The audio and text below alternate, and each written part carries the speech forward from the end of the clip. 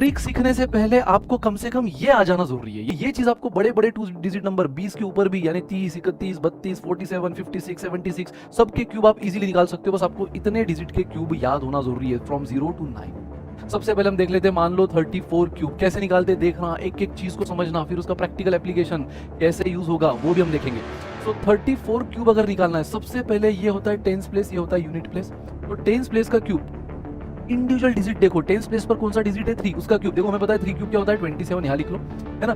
4 cube है ना, unit place कौन है 4, उसका क्यूब क्या होता है 64, वो यहाँ लिख लो बराबर। टेंस प्लेस लेफ्ट साइड में, यूनिट प्लेस का जो क्यूब है वो राइट साइड में। उसके बाद क्या करना है, जो टेंस प्लेस है ना गाइस, उसका स्क्वायर लेके इसको मल्टीप्लाई करो। टेंस प्लेस कौन है 3, उसका स्क्वायर लेके यूनिट प्लेस को मल्टीप्लाई करो। 3 स्क्वायर इज 9, 9 into 4 36। नाउ जो यूनिट प्लेस है फिर से वही करो, उसका स्क्वायर लेके अब टेंस प्लेस को मल्टीप्लाई करो, है ना, इसकी टोपी उसके सर, तो ये हुआ 48। अब क्या करना है, ये दोनों एज इट इज रखो, जो एक्सट्रीम में लिखा है अपने एक्सट्रीम कॉर्नर में, इन दोनों को जो बीच में आपने लिखा ना, इन दोनों का डबल करो। जैसे 36 का डबल 72, 48 का डबल 96, दैट्स इट गाइस। अब देखो आंसर रेडी है, आंसर रेडी है। क्या करना है, 64 में आपने बस 4 लिखना है बराबर, यहाँ पे 64 में बस 4 लिखना है, 6 कैरी कर देना है।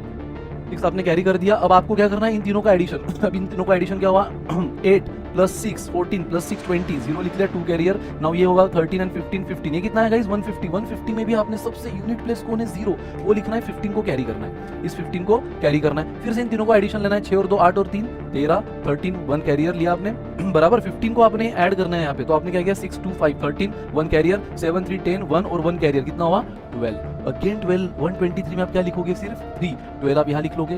तो गाइज 12 आपने जैसे कैरी फॉरवर्ड किया, इन दोनों को ऐड कर लो, 39, फिनिश।